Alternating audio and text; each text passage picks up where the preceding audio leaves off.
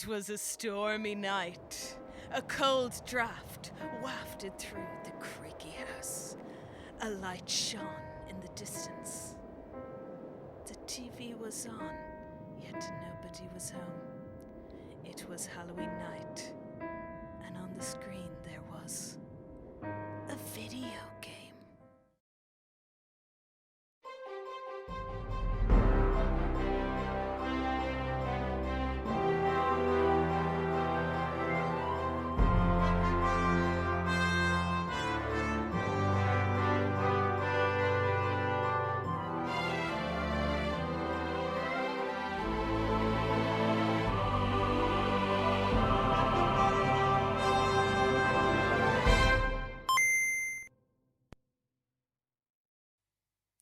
Welcome to Side Stage Halloween Special. We're going to take you through some dark games, horror, shooter, and other various themes that we've played. Today, along with the usual duds, Keith, Lisa, and myself, we have a special guest. But Keith wants to make a special greeting today. You've hyped this up far too much, but here we go. Yeah.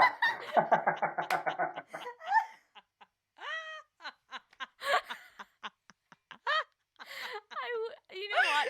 I wish I wasn't surprised. Sweet Jesus. Okay, It's not what I expected. we're all broken like 2 seconds into the episode. Go straight from spooky horror games to Keith.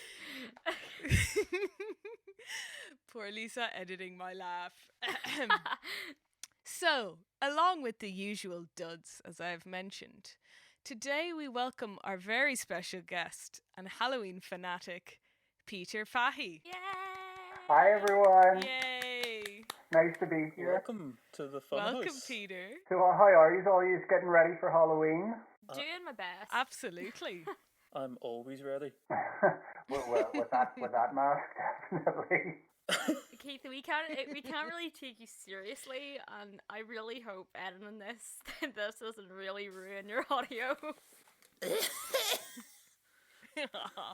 Maybe later he'll delight us again.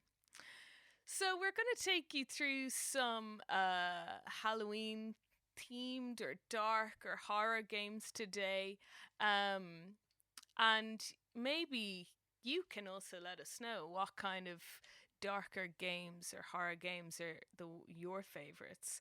But to start us off, why don't we go to our special guest, Peter?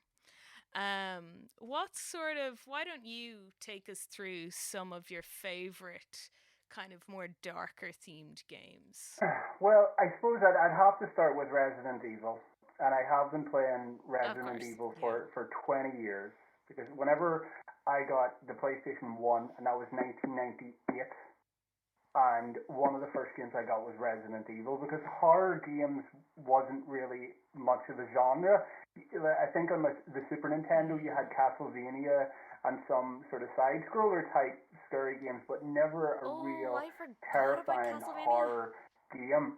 And one thing I always remember about Resident Evil, do you remember the big massive tarantulas that lifted up their front legs and ran at you? I couldn't get past that part because I just wouldn't go through. I just wouldn't go through that door. And so I thought it was a great series. I thought it was a really fantastic series, and I've always been a fan. Up till the PlayStation 3. I've only got a PlayStation 3. Okay, because I was about to say, what are your views on Biohazard? I haven't played Which is the only one I've actually seen the full gameplay of. It's so good. Is it? Yeah, I was gonna sort of, whenever it came my turn to talk, I was gonna say, "Ooh, following on from Peter," but since I've now hijacked this, I'll hijack. Resident Evil 7 Biohazard is like, I think that was the first one I played. Yeah. I think my first experience with it was because that came out and it was like a whole big deal about this was it's VR compatible, and like the PlayStation VR was coming out at the time, so I went to like game store called Game where they were doing like demos in the VR, and they had this demo called Kitchen, which was like a well, like a basically proof of concept type thing of that Resident Evil will work in VR. Right. And I was just sat in the middle of the store with the big thing on, just sort of screaming my wee face off. So then I got the game and played in VR, and it was even scarier. I don't think I could play any horror game in VR, but I feel like that's kind of the quintessential way to play a horror game now, because it puts you in the scenario. I don't know if you agree with that, Pete, but... Sorry, was that to me? Yeah, like... Yeah. I just heard someone out the window. I was wondering, are they knocking to come into my house? Like, sorry, what was the question? That is so perfect for a Halloween maybe episode. They want to be on the podcast, yeah. They were just kind of freaky out. Basically, I was just saying that I feel like nowadays VR is kind of the quintessential way to play horror games. And I wasn't sure, I don't know if people agree with that. It's just I've watched quite a few people play horror games in VR, and the reactions you get from them is hilarious. Well, I did hear that on the PlayStation 4, they have The Exorcist on virtual reality. Now, I'm telling you, I have seen The Exorcist 666 times. I know it inside and out. I can play any role in that film. But I would be very hesitant to put the VR headset on. I wouldn't get past the first room. I would just sit there and not leave. So I think it can enhance the experience. Peter, I want to see you act out every scene, because you say you can. You can. That should be like your YouTube channel. Yeah. Like, premiere. No, just being absolutely terrified. No, well, I mean, I think the best thing about horror games is that they're fantastic role-playing games. And if it's done well, and it builds up this suspense, and it's got a really strong narrative, it can really involve you in the way that a horror film would, but it puts you more in the center. Yeah. And I think a really fantastic example would be Dead Space, for anyone that's played that, because it's very much like Event Horizon, with that deep space, and there's this unknown entity that changes people and turns them inside and out. But the suspense was terrible. Do you know what I mean? It took me so long to go from room to room because I knew there'd be something in there. So I do get scared very easily, but I enjoy the experience. That shocks me as somebody who kind of is like, I know the horror genre, but it's like, I get really scared playing it. Why do I do this to myself? And that's the reason why I don't play them. It's just, I just like to torture myself, I think, for doing that. But, yeah. A man after my own heart. So what is Dead Space about? Like, what's the... Dead Space, what's the theme? Similar to Event Horizon, there was a ship, a spaceship that was out into the distant gulf of outer space, and so this Enterprise has to go and find out what happened to it. And it turns out that there's this monolith or this alien entity that can basically turn people inside out and turn them into these mutant creatures. That's very similar to like The Thing, John Carpenter's The Thing, where it's just this absolute mishmash of body parts, and it's really grotesque. And it's set on board a spacecraft, and the graphics are incredible. They're really incredible graphics, and it's quite a scary, suspenseful soundtrack as well. So I just thought it was a really engaging story. But when it's got that really gripping storyline, it makes you want to play it and find out more, find out what happened to these the people on the spacecraft, and so I just really enjoyed it. Even though it was very terrifying. Yeah. I feel like people get that from a lot of horror games. What I actually thought you were going to mention there, kind of in relation to that, was the Turing Test, which was a game. Now, it's not a horror, it's a thriller.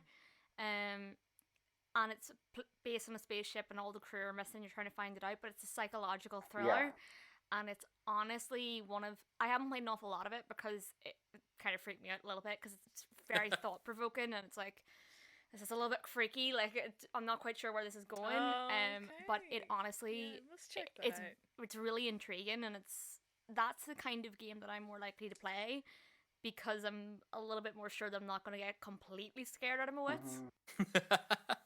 More psychological thriller than like... Yeah.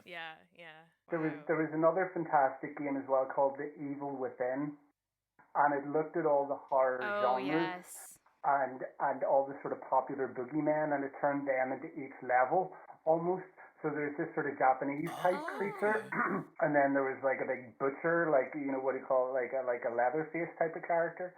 So I thought that was a really innovative way to sort of do each level, like like a slasher, like a horror genre, and again, very very creepy game. Yeah, Evil Within. That was. It always says be sure to turn out all the lights before you start playing. Just to enhance the experience. Of course you will. Wasn't Evil Within the one? It was made by. Wasn't the guy who either sort of started the entire Resident Evil franchise, or like the director of, I think, Resident Evil 4 or something? Not sure. I can't remember, but I remember when I saw the first adverts for that coming out, and I was like, that's a game I'm not going to play. Because I looked at the picture at the front of it, was like, maybe not for me. Yeah. And so I have a question then, talking about Resident Evil. What's your favorite Resident Evil, Peter, considering you've played like all 6 of them? What's like the best one in your opinion? I would say my favorite would be number 3, Resident Evil 3 with Nemesis. And the reason is because I remember I got dumped one time, like I'm fooled, and that's not where I started the story to start.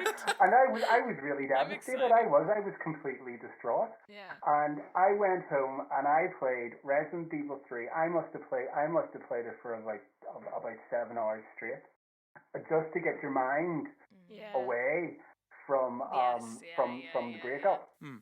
And I actually developed a real appreciation for the game after that, because it really does. It really did take your mind away from all that heartache. Of course. But as well as that, I also thought it did have some new innovations, on top of the Resident Evil series. It started to push it outside of the city, and into more of a global, environment, So that's always got a wee warm spot in my heart, I'll say. Pete, I feel like we should have had you on the nostalgic games episode, because that was basically what we were talking about in that episode. Yeah, but like it's interesting how video games can kind of like help you in that way in like these various areas, like of your life, like in ways that you don't expect, because it kind of can either be like just a distraction or like. Yeah, like it's interesting that you bring up like, a horror game getting you through like heartbreak. Yeah, that's what I was going to say. Like it's just survival. Do you know what I mean? You just have to keep going through and just shooting anything that comes at you. And it's just this life or death, crisis feeling. So it was appropriate for the time. Yeah, definitely. Audience, please let us know what horror games have done for you in the past as well. Yes. So, okay, amazing. So, who wants to go next then? Keith, you wanted to kind of jump off some of the games that Peter was talking about. So, do you want to expand on any of the ones that you had mentioned? I mean, there's Resident Evil 7, which I sort of talked a wee bit about, which I played that in like, or I played like the demo of it, in the store, and I thought, okay, I have to get this game now, this is incredible, and I got it. Whenever I got it, I didn't have the PlayStation VR, so I played it through just 2D, just up on the screen basically, and absolutely terrifying. Like I think I had actually played Resident Evil 5. I played the demo of Resident Evil 6, but both of them were very sort of they're going towards like horror action rather than just straight horror, if that makes sense.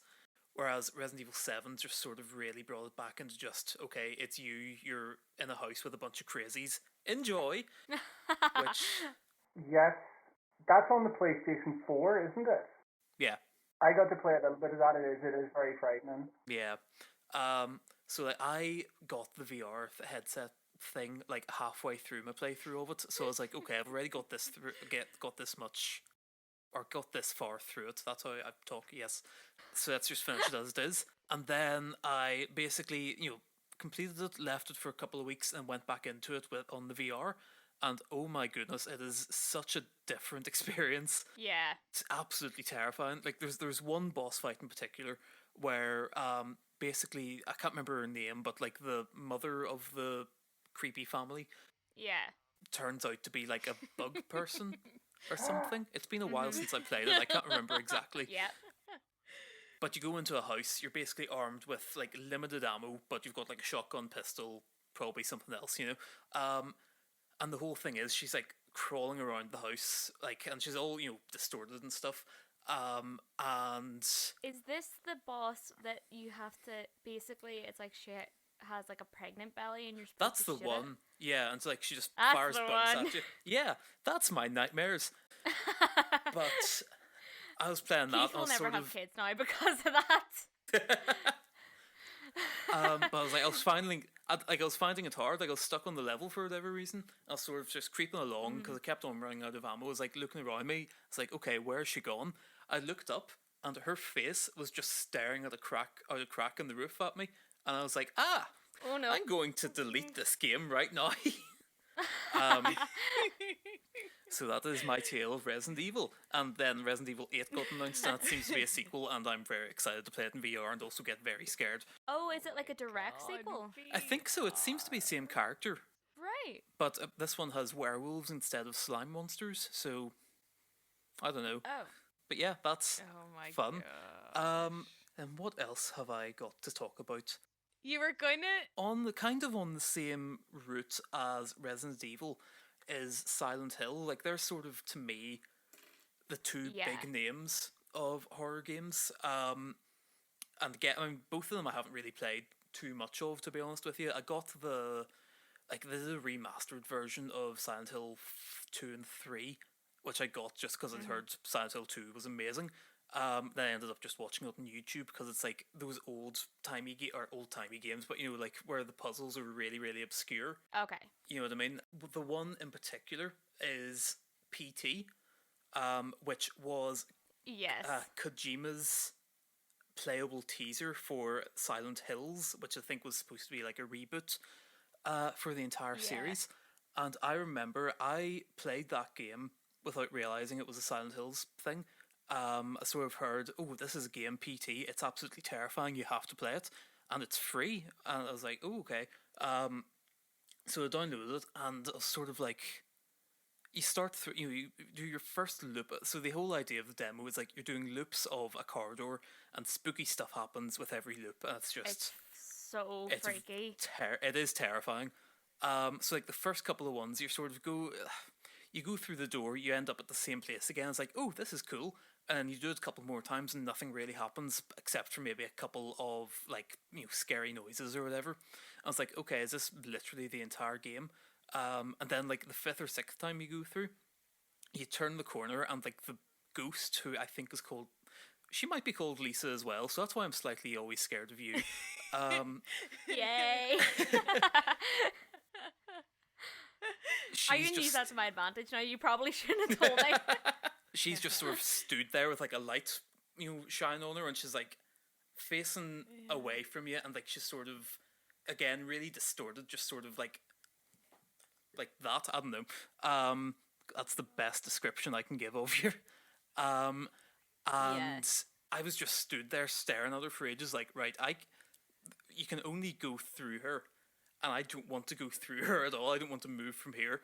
And then eventually, you know, I got up the courage, pressed forward on the stick, and then she just came racing towards me. I was like, and yeah. Have you ever seen the Game Grumps play of that, where they literally get to that point? She runs at them, and Dan and someone playing, and he goes, nope, we're done, episode over, and he starts like freaking out, and that's the end of that episode, and they never go back to it. No, I haven't played, or I haven't watched that. No, I'll have to give it a wee look, actually. It's so funny, because I think Danny's a wee bit like me, in that he's like, I appreciate a horror game, but I don't want to be playing it, and I feel like when I'm watching him, like, that's me. So what does PT stand for? That was playable teaser, and then once you sort of got to the end and jumped through a bunch of hoops, which is like apparently, I mean, I never actually got to see the actual trailer at the end, but you basically got an actual trailer for Silent Hills, which was the game it was supposed to be for. So it was supposed to be by Kojima and Guillermo del Toro. I think he was involved with it as well. And it was starring Norman Reedus. And then obviously the whole thing with Konami and Kojima sort of, they imploded on each other. Yeah, I know. And then that game got cancelled, and then he made Death Stranding, which had Guillermo del Toro and Norman Reedus as well. And I think he's talking about doing a horror game next, which I'm absolutely terrified for, but I'm definitely going to play. I haven't heard anything about it, but I'm sure it'll probably be good. Yeah, it's probably going to be terrifying. Going on with your thing, Lisa, there about like appreciating a horror game but not liking playing it. Yep. That used to be me whenever I was little baby Keith, and playing the games that there was a reason they were rated 18, which makes it sound a lot more dodgy than I meant it to, but I would just like to say to Peter at this point, this is usually what happens with Keith on this podcast. Sometimes we have to censor Keith, because sometimes we get a little bit too close to the edge with our humour. Oh, right, a little bit saucy, Keith, is that it? And then other times I just jump completely off the edge. And you just never know, when that's gonna happen. Yeah. But my sort of game like that was, I can't remember what age it was whenever I got it, but BioShock, like specifically the first one, yes. Which was sort of, like, I've only actually got around to playing it quite recently. I sort of got it, I played the demo of it, and the demo absolutely freaked me out, and I was like, okay, this is a brilliant game, I have to get it and play it. Then I actually got it, and I played up to as far as the demo went, and then I got too scared to carry on, so that was a waste of money. But I actually have it on like a backlog of games to play, because I have it. I got the trilogy for like maybe £10-15. At my local store, they had all the discs in one thing, and I was like, I'm gonna get this. Why not? Yeah. But I remember years ago, my brother telling me, he was like, I think I might have been 15, 16, and he was playing the first one, and he was like, you probably shouldn't watch this, because it's probably not the game for you, and I don't want to give you nightmares. And it's not, I don't really view BioShock as a horror game. I think of it more as an action game, but he was like, there is aspects of it that are probably not okay for someone like you.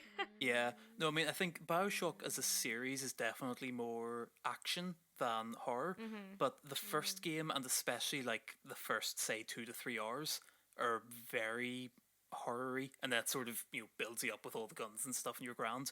But yeah, it's... Yeah, I think that would be like Devil May Cry. When you look at the very first one, it was meant to be this Gothic, this real Gothic game, and it emphasized with the castle and all the monsters, and then it gradually became a real fun action game, because I think that's easier to sell. Yeah. It's a bit more marketable for everyone. Yeah. Still fun, though. Definitely, yeah. That's interesting. And then, I've got a couple more. It turns out I like horror. I didn't realise this whenever I wrote this out. Yeah. He just always likes to talk for as long as he can. Yeah. I love my own voice. I think we're like the hosts of the podcast for a reason, guys. Yeah. Like we're the ones who like talking. But yeah, sort of going back to the VR horror games that we were talking about, there's one... Oh, I might interrupt you. Are you going to talk about Until Dawn? Yes. Do you want to interrupt me and then I can talk about the VR one? Yeah, I do. Hold on, we can do a good segue to this. There's a VR spin-off to the game called Until Dawn. Shereen, do you want to talk about Until Dawn? And then you can just cut around that and we're good to go. Keith, do you really think I'm going to do that? Lisa's not. That's it. All being left in. So Until Dawn, oh my god! Like I didn't play this. I watched someone play it. Same. It was, oh my god! Like it's just, So it's I can't remember how many characters there are. 6 main? 6, is it? Hold on, I don't remember the names. There was Mike, who everybody hated. There was the blonde fella. There was obviously Malek. the guy that I was going to say the guy that Rami Malek played. Oh yeah, Malek. Then there was Mike's ex-girlfriend and the boy that she brought. Jess, Mike's new girlfriend. I can't believe I remember this and I don't play horror games. I know. I love the way you're the one who's the like two sisters. Yeah. I don't like horror games, but anyway, here's every character. There's one more. Oh no. I know. But I remember watching like 8 or 9 different Let's Plays of it because I didn't realize after watching it the first time that there was like different endings. Mm-hmm. And then I read about it and found out there's different endings. I was like, oh, now I kind of want to watch more and see what else happens. Like I want to see if there's other options. I realized it was more like a Telltale game where it's like you can kind of pick your ending. Yeah, I mean, yeah, I guess. But like there's so much like luck involved as well. Like because there's moments when you just like have to hide, right? But you could like hide in the spot that, you know, the person might like actually end up looking. Yeah. But it was like the first time I'd watched something that was just like, yeah, it's kind of like you were saying, Peter, about being like a horror film, but you're like the center of the action. It's just like, I don't know, and like the graphics are surreal, right? Like they're just so good, and you're literally like in the action, and then like that feature of the like the controller that you have to keep it like perfectly I was still, gonna say, or like if you shake it across VR, because the one that I watched, oh my God. the couple watched weren't VR, the motion controls, and the example I thought you were gonna give, and I put spoilers in every single episode, but there's a part, I'll just say it's a part where Jess has to stand still behind the wooden partition in the wall, and you have to keep that still, otherwise basically she's gonna get caught. And I remember watching that like on the edge of my seat, like, do not touch your controller, put that down on the table, like keep that still. I know, it's just like, oh my God, I'm just in awe of it. Like it's just so well done, and like there's so many kind of versions. Like the aim obviously is so that like no one dies, never gonna happen, but like that's so hard. Like I don't know how. Like it's I think like my friend who was playing it, he I think he ended up like killed, like 2 died, because it was just like, I think the killer like found, I think it was actually probably and then like you like decided to jump down one ledge, and then you actually like broke your leg, and then you couldn't walk, and it's just like it really blew my mind, because I wasn't, I don't know too much about like a lot of horror games, but that just really opened my eyes to like, wow, so this is like, I think like it really kind of shows off like video games as a medium in a way of like storytelling, because it's just like a complete different way to engage with like scary stories. But it was like so much fun to watch, because I was like, I have none of the responsibility here and like all of the fun. But yes, I think it's an incredible game. But I hear that there's a VR version. Keith, wow, maybe you'd like to share us. Why, yes, there is. I wonder how you knew about that. So there is a VR spin-off to that I think it's called Rush of Blood. And it's completely different in style to the actual game. So the actual game sort of, like you were saying, is sort of, it puts you into like a B movie, horror movie thing, Yeah, definitely. Sorry, when you said B movie, I just thought like the B movie, and I was like, that is. You like jazz and horror. You like spooky jazz. You're gonna put up an image of like the B movie.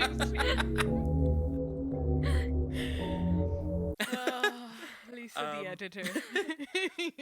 But that game, it's made up so it's like one of the it's basically like a ghost ride at like a fun fair or something. And you have a gun and you use to shoot at the bad things that come up at you. And it was one of the first games I got for the VR because like I was a fiver and I was like, okay, you know what? Let's get a VR, let's get a horror game just to see what it's going to be like, basically. And get up to the main menu and that it sort of has a big whole cinematic with like scary things happening all around you, you know. So like you start off, there's a creepy man in front of you, he walks off. You go forward a wee bit and then like to a room, there's noises happening all around you, to a room off to the side here. Like, you know the two sisters that die in the prologue to the main game? Yeah. Sort of. Yeah. They're there and they're being like, you know, the Shining twins just being creepy.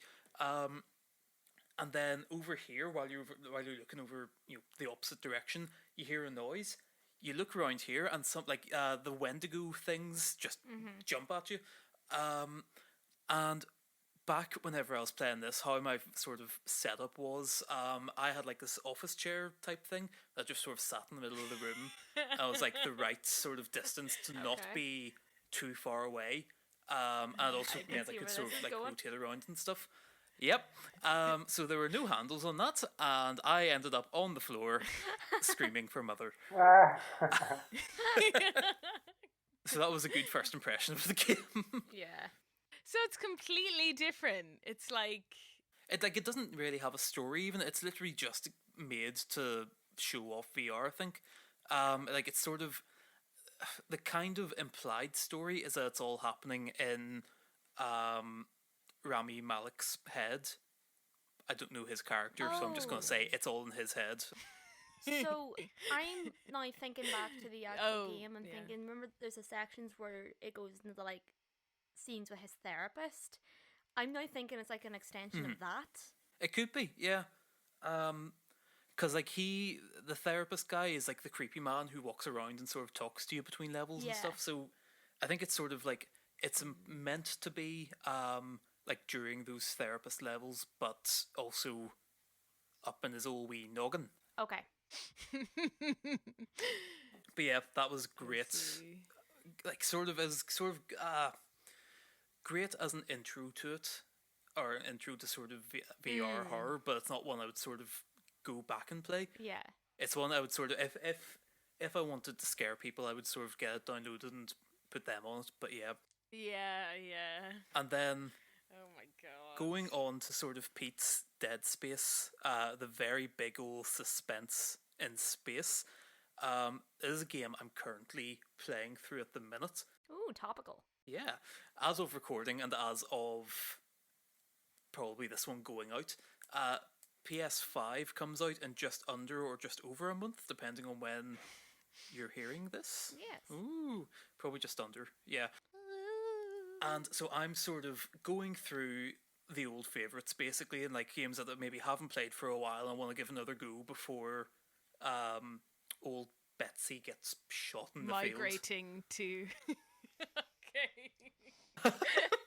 I wasn't gonna put it very like close that, to but thick. Fair. That's yeah. Wow. Okay. See you later. The game that I'm currently playing through, which is possibly my favorite horror game ever, is Alien Isolation. Yeah. It's just so good, and like I've only seen the first two Alien movies because I've basically heard the rest of them don't exist. We don't acknowledge them. Yeah. It's only the first two. Like, no. One and two are grand, the rest, just skip them. But this game sort of, it takes very heavily from the first one, where it's just essentially the one person and the one alien. Okay. And it's the type of thing... I suppose isolated with an alien. It's foreshadowed the clue in is the in the title. But it's a type of thing, the suspense goes from the very beginning and just keeps on ramping up, and then whenever the alien actually appears, you're like maybe 2.5 hours into it, which is crazy. Like this is the main selling point of the game, and we haven't seen it until this time, But wow, like it's just again like going with Pete with the whole suspense in space. It is one of the most suspenseful games ever, in my opinion, because once the alien's introduced to the game, you're never safe from it. Like you might be in the middle of like an encounter with like actual just normal humans, but if you make too much noise, that alien's gonna come at you and just stab you with its tail or its mouth thing that it has. But yeah, it is absolutely terrifying. And it's going to take me a while to get finishing it because I can only play it in short like bursts before I just have a wee freak out and cry to myself alone in my room. The alien's gonna get me. Anyway, that's what I have to say about the genre that is known as horror. That's kind of like how in Signs, like, yeah, you don't see the aliens until probably an hour in. Yeah. Like, it's ages until you see the actual alien. Yeah, it was like that in Predator as well, the very first Predator. You don't see the creature to the very end, and that's the way to keep you hooked and keep you addicted to the story. Because I'm sure in that Alien game, if it would have showed up in the first 5 minutes, you would have just got used to it. But it's got you addicted to it, so you can't you can't back off.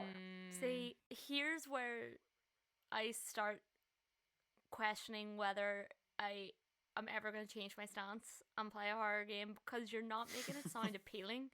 You're making it sound like stress. And I don't need any more stress. Oh no, it is very stress.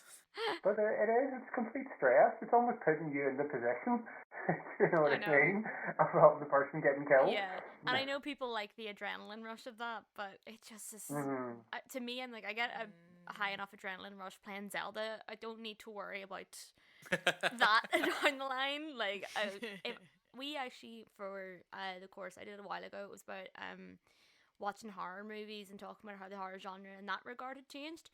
And I was like, right, which of these on the syllabus is probably going to be the easiest one for me to watch? So I chose Carrie.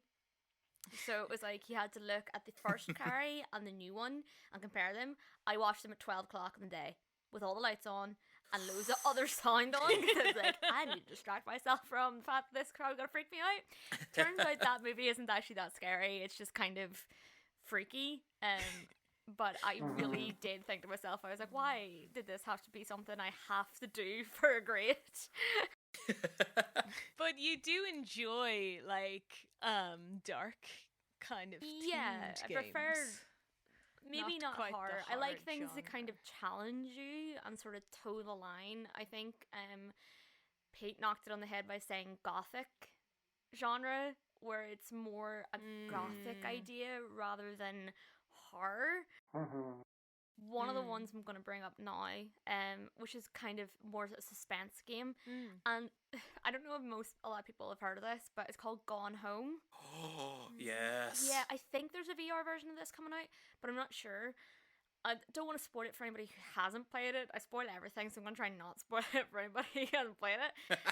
The only way I can describe it is it makes you think that something is going to happen, and it flips the entirety of it on its head. We actually, ages ago, when my brother and I were doing Let's Plays, we recorded it. He'd already played through it, and he was like, I'm going to get her to record it, and I'll tell her it's like it's spoopy game, not spooky, it's spoopy. He was like, it's a little bit of a spoopy game, and you'll maybe get a little bit uneasy, a little bit of tension, and I was like, oh god, this is not going to be good, there's going to be jump scares, and every time I opened a door, it was like, open the door, back away. It was like, it was one of the hardest things for anybody to watch, but I'm sure it was hilarious. Yeah. And then at the end, it just has such a nice resolution. The actual story wrapped itself up in such a nice way, and I was like, I wasn't expecting this. Like, you've taken a horror genre and done something with it, or maybe not horror, but like thriller, and done something nobody expected to do. You've just completely twisted it, and there's so little actual action. I love when genres just get like turned on its head like that. I love that so much. It's The thing with Gone Home is that I think for somebody who maybe is nervous about horror games, it's actually quite a nice entry because of the way it ends. Whereas when you think of a game, again going back to the Gothic comment, like Dark Souls, maybe not the best one to go for, because Dark Souls is just a little bit more intense and a little bit freaky at times. Again, we tried to start a Let's Play that a long time ago, and you know, this isn't really a spoiler because it happens at the start of the game. You know, if you play Dark Souls, coming through, you meet the guy who gives you the key to get out of the jail. Well, I nearly walked by him and was going up the hill, up this set of stairs, like, I'm gonna go outside. And my brother was like, no, you have to go back. There's a guy in there. You gotta go talk to him. And I was like, right, okay. So got the boulder to roll down and break into that room and went in to chat them. But I had gone far enough up that the other hollows were starting to come after me. And it's not like in-game, like, it's real-time talking. So while I was talking to this guy, these guys were trying to, like, kill me. And I was like, oh my god, no, I started swinging. So this guy was trying to be really nice and give me a key. I was swinging and screaming, and I accidentally killed the guy. And my brother went, oh my god, you just killed the only nice guy in the game. Like, the only guy who's going to be your friend in the entirety of the game. And I was sitting there. Amazing. We just went, we need to stop. This is the only series we're ever going to have to stop and start again, because we can't kill the only nice guy in the game. But I was so freaked out, ready for something to jump out at me, that as soon as I was being attacked, it was like, oh my god, I was throwing swords around. I was like, having a panic attack. Oh dear. But I think the other thing with Dark Souls is it kind of takes that idea, like, obviously, if anybody's seen the Take On Me meme of Dark Souls, which I think everybody's seen at this time, the praise the sun and he's dancing, and there's the giant raven. I know, I'll cut to it now.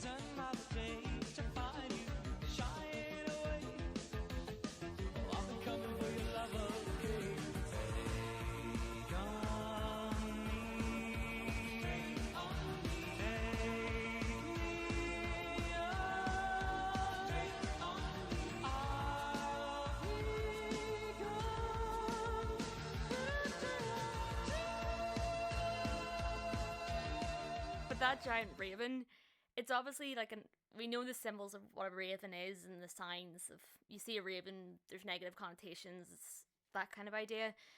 The fact that that's like such a crucial part of the game, is this giant raven picking you up and flying you down to Lordran, it's like, okay, you're in for some shit. Like, I haven't actually played an awful lot more of it, but I know there's a lot of lore that goes into that. But a game I have played a lot of, along a darker vein, not to immediately be the person to bring it back to Zelda, because it's either myself or Robert who does that, is Majora's Mask, and I think everybody knew that's where I was going with that. Oh, such a that game amazing is game. maybe one of my favourite Zeldas, and I would have said years ago it wasn't, because I was like, I don't like it, I don't understand it, I don't know what's going on. See, playing it now, you get an appreciation for what they tried to do with that, and I'm really, like, I would be near tempted to say I actually prefer it to, I'm gonna get so much hate. Ocarina of Time. Yep, thank you for saying it for me. Yeah, I mean, to be honest, I'd agree. Like, I think because it's just so different, and it just went in such a different direction. Yeah, it's like there's so many theories around it. Like, obviously, there's a theory that Link's dead, and there's all that sort of theory that goes around. I don't know if I quite followed that one, because I've kind of seen theories about the elegy of emptiness. And how it's not that, like, he has no soul, that it's playing this real creepy face.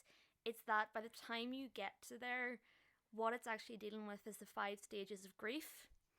Because if you I've seen that. Yeah, it's like one of the big theories. By the time you get to Akana Valley, you've got to the 4th stage of acceptance. And then once you get to the elegy of emptiness, it's moving on. So it's like leaving this figure with this kind of awkward expression and not all that happy to be there.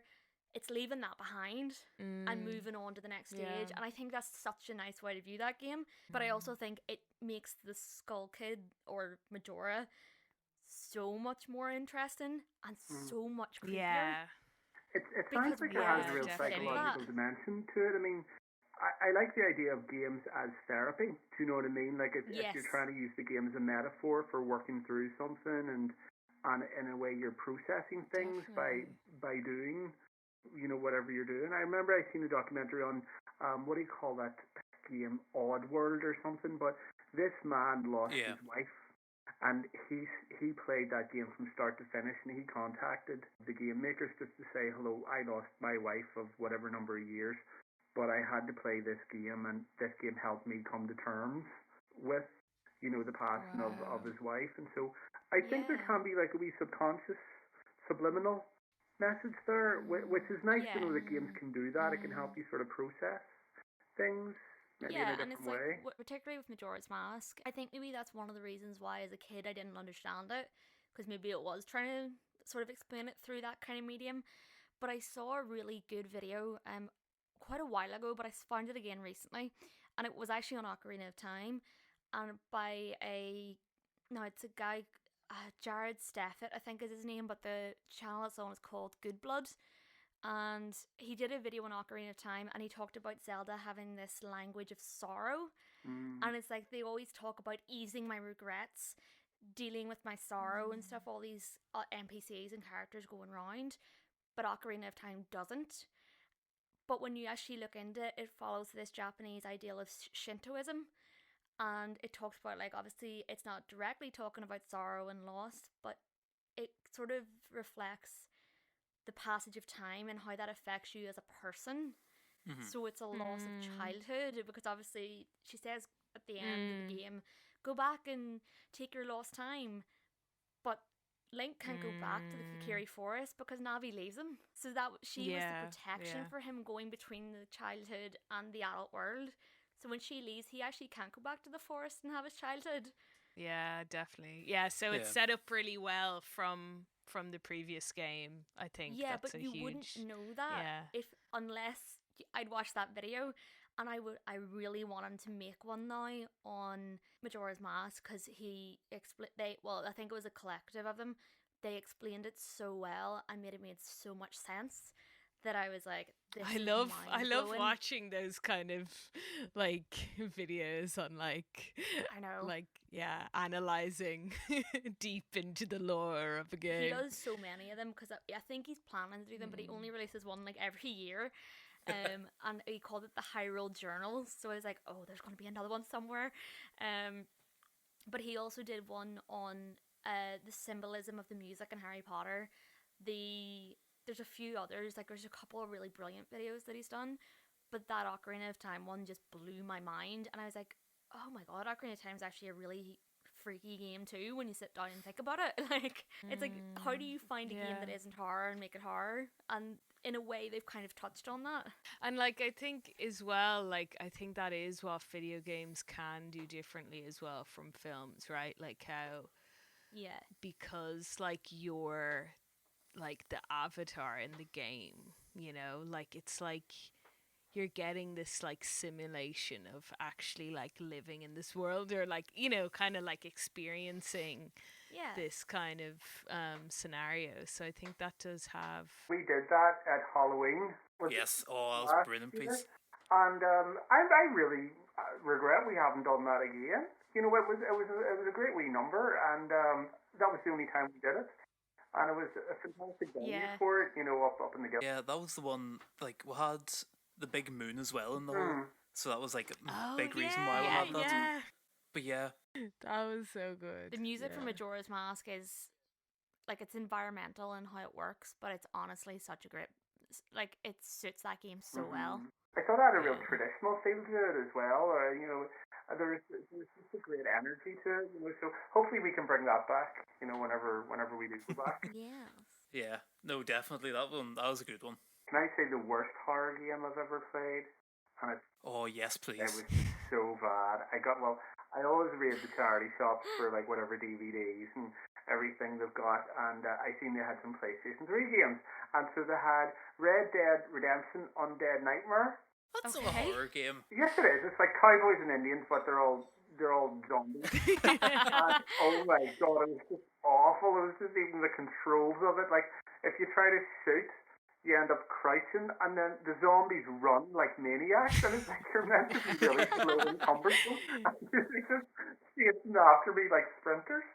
And so, no, I just thought, to hell with that. It's going back to the charity shop. Some other sucker can buy it.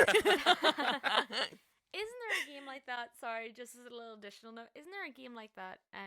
No, I don't think it's. Maybe it's still being worked on, but I remember seeing it in kind of alpha beta stages. 7 Days to Die, where during the day the zombies are really slow, but at night they get really, really fast, and then on the 7th day there's a blood moon, and they're like terrors. Ooh. The name's familiar. I'd never heard. Like, I didn't know anything about the game. I'd know the name, but like that is, I like the sound of that. I'm gonna be looking out for that. It's basically like Minecraft, but like more realistic and zombies. Yeah. It's like apocalypse Minecraft. And what do you call the horror game where you get to play as all of the famous characters? Dead by Is Daylight. that Dead by Daylight? Yes, because my friend James told me about that, and he told me you have to get it. And I said to him, it's actually a lot of fun. But the thing is, see the guys that does Freddy, it's not Robert Englund, so I don't want to know. So that's just lost it for me. So your man, Jackie Earl Haley, I just thought he was a terrible Freddy, and so I wouldn't want to play Freddy. Here. Sorry, this is completely off point, but speaking of voice actors who do creepy voices, and I didn't actually realise, I sort of knew, but I didn't realise who it was. The Batman Arkham series. I know what you're going to say. Obviously, it has Kevin Conroy and Mark Hamill and all those ones. Oh, Arkham Origins wasn't done by the original voice actors. It wasn't done by the original company. I think it was Warner Brothers Montreal who did that one. Yeah. And they couldn't get Mark Hamill and Kevin Conroy to come in. I didn't realise it wasn't Mark Hamill. Part of me was like, something's weird about his voice. It turns out it's Troy Baker. Yeah. And it is almost spot on perfect. Its voice is so good. I was like, I can't get over this. And then I found out that Nolan North was Penguin, and I was like, I'm sold. I don't know any of those guys. But funny enough, I am playing that game now. I am actually playing that at the minute, the Batman Arkham Origins. Yes, speaking of dark brilliant. Series, that is a dark series. It handles a lot of really serious, it's very dark grim. topics. It's got a lot. Yeah, I think it's got those messages about the urban crime and how it's all very gritty and dark. And there's always a really important message in that. Like that is like a Gothic detective novel almost, you know. Have you played any of the other Arkham games? I have. I've played. I got the first one, the Arkham Asylum. And then there's the second one, and then the one the Catwoman was in. I specifically wanted it for Catwoman. And so I've got I do really enjoy them. I think it's a really smooth gameplay, but also I love any game that has an environment that you can just say, no, I'm not going to do what I meant to do. I'm just going to go and do my own thing and explore. And it has that. Is that maybe kind of it's kind of one of the staple things of horror games where it's like you don't have to do it the linear way. You can find another way to survive, as you said before. And that's where you can explore. But I think that's a good opportunity as well to really appreciate everything that goes into the formation of these games. Like whenever I'm playing Dead Space, and I will just look around, but the layout, the design, even the view of space, the design of the architecture of the ship, it's all really mind-blowing. It just gives you an indication of how much work goes into these things, Yeah. I'd like to make a wee point. Okay, the horror genre. And whenever you look at all the different mediums of horror, and with horror novels and horror fiction, they were always meant to work as cautionary tales. They were always meant to function as like a warning. And that's where you were saying, Lisa, there was a nice ending to that one you played. Normally there is a very nice ending and things are tied up nicely and you're meant to have learned the message of how things are meant to be. Okay. And it's similar to that in horror films. In horror films you normally have a fractured family and the boogeyman is able to come in and things are only resolved at the end when the boy saves the girl, there's the building blocks for the nuclear family and everything's fine again. Whenever you go into horror games, that doesn't apply anymore. it's not really cautionary. People are actually wanting to do the slashers. They want to be the villain. They don't really want it to, things to wrap up well. And I just think that's really it's an interesting twist on the genre, because I think, especially with video games, you can contribute and you can affect the outcome. But with film and novels and fiction, you're the receiver. You're in receipt. Yeah, you're passive. But I think it's really interesting that certainly with horror, it's not being seen as a cautionary tale. It's almost like you're wanting to go out and cause the damage yourself, So it's a good outlet, though. Maybe that's why I don't enjoy them, because I really don't. And I'm like, I don't want to confront anybody. I just want to sit down and be friends. And the only people I want to do bad things to are bad people. So sorry, but I can appreciate that from that level. Well, I did study a lot of horror fiction and all that in university, so I always did enjoy anything that had sort of that dark edge, Yeah, it is interesting, like you say, that people want to put themselves in that situation, whether it's the adrenaline rush or working as a medium to work through kind of different emotions or experiences that maybe there's not many effective ways to deal with. So it's definitely an interesting genre. Best genre. It is, yeah. It must be, because we talked for an hour and 15 minutes about it. Yeah. Sorry, Adam. Yeah. I didn't realise how much I enjoyed it. I had that realisation as I was talking about it, oh flip, I actually really enjoy these lots. Yeah, definitely. I'd I really enjoy watching that kind of gameplay as well. It makes me want to look up some of the games you guys have been talking about and just watch some gameplay. Yeah. But thank you everyone so much for joining us. A very happy Halloween to you all. Oh wait, hold on. Oh yes. Oh wait, sorry. Yes, we're going to finish off like this again. Absolutely. It had to end this way. Oh, I can't breathe in here.